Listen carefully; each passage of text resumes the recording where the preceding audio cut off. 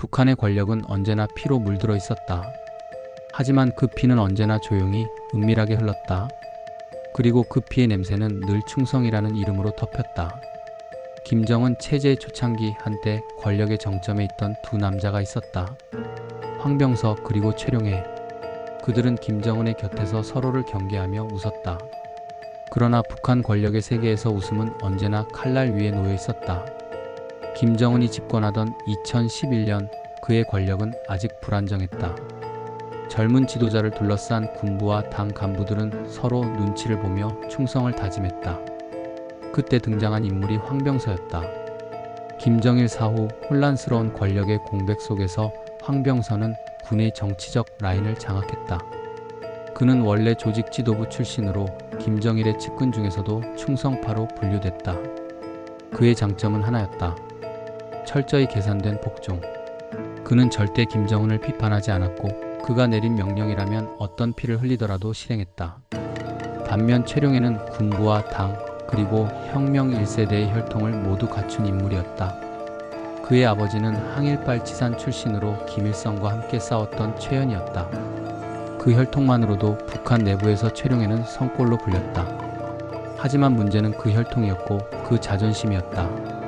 김정은에게 충성을 다했지만 그는 늘 스스로를 김씨 가문과 같은 반열에 두려 했다.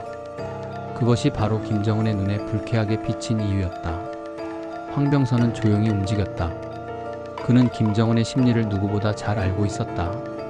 그의 충성은 계산되어 있었고 그의 미소는 타인의 파멸을 의미했다. 그는 김정은에게 이렇게 말했다. 원수님, 아직 군부 내에 아버지 시대의 사람들이 남아 있습니다. 그들이 언제든 새로운 바람을 불러올 수 있습니다. 그 말은 단순한 보고가 아니었다. 그건 숙청의 신호였다. 2013년 12월 장성택이 처형됐다. 그 사건은 북한 내부의 공포를 절정으로 끌어올렸다. 그리고 그 사건 이후 황병서는 군부를 완전히 장악했다. 그는 인민군 총정치국장을 맡으며 군과 당을 연결하는 고리로 올라섰다. 그때 북한 내에서는 이런 말이 돌았다. 지금 평양의 진짜 권력자는 김정은이 아니라 황병서다. 그 말은 오래가지 않았다. 그것이 그의 몰락을 불러왔기 때문이다.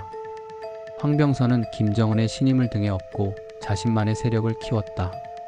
그는 김정은을 대신해 간부들을 처벌했고 심지어 군 고위 장성들까지 재교육소로 보냈다. 그런데 그 모든 명령서에는 김정은의 서명이 아닌 황병서 승인이라는 문구가 찍혀 있었다. 그건 북한 체제에서 절대 있을 수 없는 일이었다. 그는 자신이 권력의 중심이라고 믿기 시작했다. 반면 최룡해는 조용히 살아남았다. 그는 김정은에게 직접적인 충성을 보이지 않았다. 대신 혁명혈통이라는 상징으로 체제의 정통성을 대신했다. 그는 황병서의 숙청 바람 속에서도 살아남았고 심지어 김정은이 해외를 방문할 때 수행단의 일원으로 이름을 올렸다. 그건 단순한 동행이 아니었다. 그건 권력의 균형을 의미하는 자리였다. 2017년 평양. 그 해는 북한의 핵실험이 절정에 이르던 시기였다. 전 세계가 북한의 미사일을 주시하던 바로 그때 평양 내부에서는 또 다른 폭발이 일어나고 있었다. 황병서가 갑자기 모든 공개석상에서 사라진 것이다.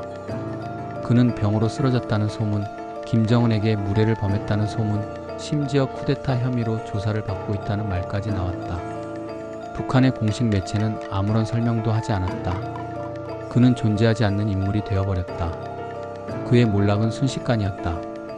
그가 통제하던 군부는 즉시 해체됐고 그의 측근들은 숙청되거나 강제노동에 처해졌다. 그리고 그 자리를 대신한 인물이 바로 최룡해였다. 최룡해는 군과 당의 최고직을 동시에 거머쥐었다. 그는 김정은의 우측에서 조용히 미소 지었지만 그 미소는 언제나 불안하게 떨리고 있었다. 왜냐하면 그는 누구보다 잘 알고 있었기 때문이다. 오늘의 황병서가 내일의 자신이 될 수도 있다는 사실을. 이후로도 최룡해는 몇 차례 실각설에 휘말렸다. 그가 숙청됐다는 보도는 반복되었지만 그는 언제나 다시 나타났다. 그의 생존 기술은 황병서와 달랐다. 황병서가 충성으로 권력을 쥐려 했다면 최룡해는 침묵으로 생존을 택했다.